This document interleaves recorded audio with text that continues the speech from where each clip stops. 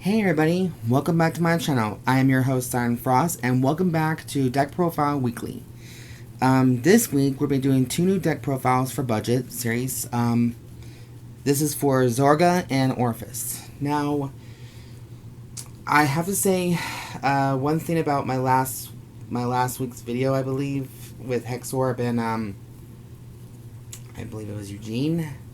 Now, I know I know some of you guys didn't probably like that video, and maybe I've lost one subscriber over it, but, you know, for me, these decks have always been very theme-based and archetype-based, and what decks are meant to go with it perfectly for me, and I try my very hardest to, you know, give you guys the right content, give you guys the right build for at least a budget series. I know it's starting to get to that point that Hexorb, surprisingly, was very expensive, and I guess that's part of the meta, I guess, in Vanguard, but I didn't know about that. But maybe for me, I guess I'm trying to show a little bit more of my side as well, like what cards are better for any deck, even though it's like cheap as hell. So that's what I've been trying to figure out. So, you know, if I didn't explain it correctly in my last video, and I know in the Hexorb build there's like too many Counter Blasts and too many Soul Blasts in the deck, and maybe it's just not a good build at all to try, but, you know, that's why everybody deserves to have a bit of creativity. You're allowed to, you know, express your thought on this if you really want to.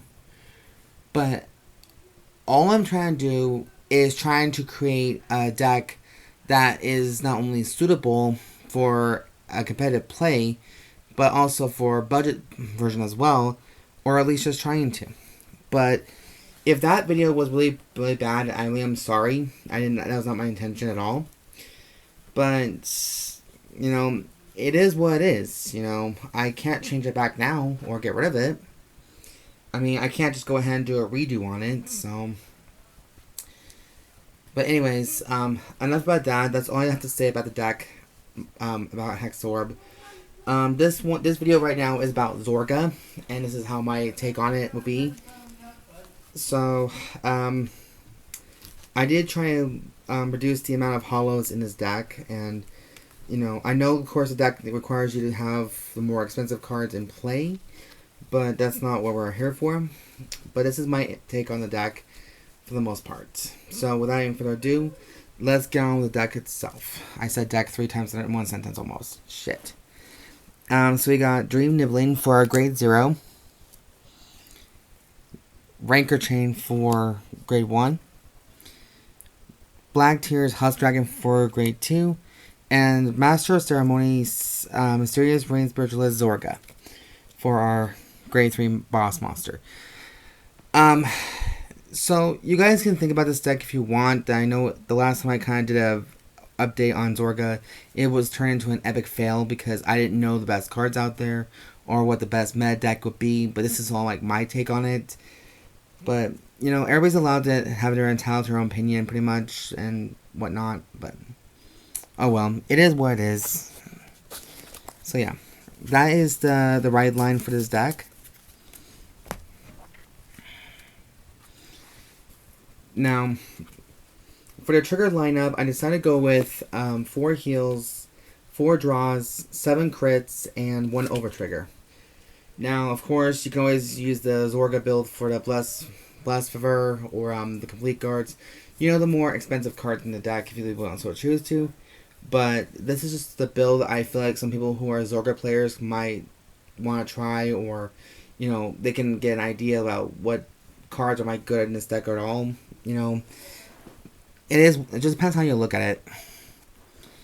So, for my heals, I play 4 Elegy Pixies, 4 of the draw triggers, which is Serene, Maiden, and Lena.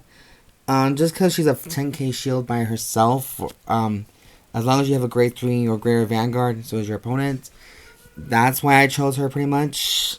You all can be entitled to your opinion about it, but, you know, I do think that this is a good choice as well, you know, for the extra draw power as well. Okay, I said as well too many times. Fuck. I need some new vocabulary words, apparently. So, for 7 crits, I play 4 Abyss Temptations, and 3 of the Sylvan Horn Beast Jackalope for the 7 crits, and also Olbaria for the Nova Trigger, which of course you've seen him play many times over because, if I did a full build like the luxurious build, it'll be more expensive if I just add the other cards to it. So no sense of doing that. So yeah, that is the Zorga lineup.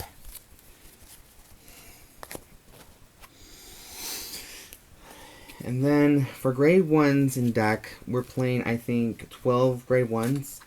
4 of them being the normal order, because this deck revolves around Alchemagic. So there are some cards in here, I believe, that are good for the setup play for Alchemagic. For grade 1s, I'm playing 4 Breeze Abductions. Just because I think he's more of a suitable thing. He helps you... actually, I'll read his effect. When the attack this unit boosted hits a Vanguard, buy an order card from your drop. Choose an order card from your drop and put it into your hand. So it helps you get like a certain order in play, or back in your hand. That's kind of why all he does. 4 complete guards, which is Hopeful Maiden, Alejandra. So 4 of her. And 4 of the order card, which is Spiritual Body Condensation. Just because I feel like this is more appropriate than the other one is. It plays with a Soul Blast, of course. Choose a card with a grade equal to or less than your Vanguard from your drop, and call to rear guard. It gets 5,000 power in a turn. So it just helps you resurrect your monster as well, along with just giving it a 5k boost on top of that.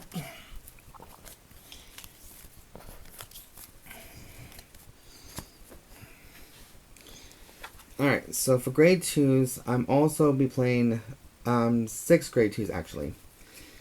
Just because I feel like this is kind of an appropriate thing, and I'm pretty sure this is pretty cheap as well. So I'm playing 4 copies of Inheritance Maiden Hendrina because of her Alchemagic ability. Like, the next time you can retire her, and the next time you do Alchemagic... Actually, you know what? I'm just going to read it. Fuck it. When this unit is placed on rear guard, you may discard 3 cards from the top of your deck. Okay? Retire this unit by an active skill. And until the end of turn, the next time you would Alchemagic in order to play it, you may choose not to play choose not to pay all that cost Counterblast. So there you go. It's a free Counterblast pretty much to help you with the Alchemagic. And also the card I did choose for this one as well is Nectar of Sensationalism. I think I chose this one because I feel like choose one of your rear guards, and until the turn it gets power, 5k power for every 5 cards in your drop, and if your drop has 15 or more cards, it gets +1 critical. So I believe that's okay to have, as long as you have 15 or more cards in a graveyard, I believe getting +1 critical is not big of a deal, as well as getting the 5k boost as part of the deal.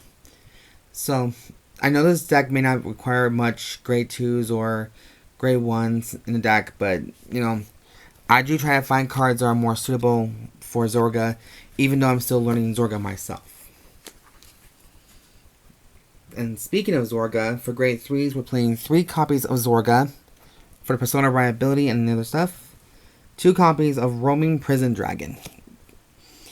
And the reason why I chose this one, because even though it's a 5k attacker, drop ability. When you play a normal order, you may call this card to rear guard. If you call this card, perform all the following effects. If it was Alchemagic, perform one of the following effects. Sorry. If it was an Alchemagic, perform all the following instead. This unit gets plus 10,000 power in the end of turn, and gets +1 critical into the end of turn. So, of course, you gotta have to use Alchemagic to play it, and then you can use Roaming Dragon to activate the 10k power and the critical boost as well. That's just my personal take on it. And then as far as the other normal orders in the grade 3s, we have 4 copies of Grief, Despair, and Rejection. It is technically a Zorga card because of the Counterblast as the name Zorga in the name, but here's its ability. So Counterblast 1, you play that. If your Vanguard is Zorga, choose 3 of your units and they get 10,000 power in a turn. So overall, you can still play as many of these as you want. It just costs you a Counterblast 1. But as long as your Vanguard is Zorga, you can choose any of your units and it gets the additional 10,000 power. If you want to play all 4, it'd be 40,000 power and crazy as fuck though. And then finally we'll play 3 copies of Walls Melt in the Sound of Rain. So 3 of those, and this is a new one from the BT4 collection. Your opponent chooses one of their rear guards and retires it. You may choose up to 1 card from your drop with the same grade as the unit your opponent retired and call the rear guard. So it's one soul after another. Pretty much. But yeah, that's just what my take on the build is. You guys are more than welcome to try this variant out if you want. There's going to be a full deck list in the box down below. So there's no problem with that. But anyways, you guys, that is the conclusion deck profile budget version of Zorga.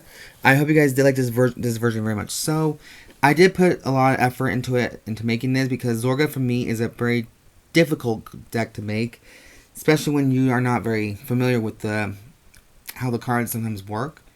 But you try to learn anyways as you go on. And that's what being a better player is all about.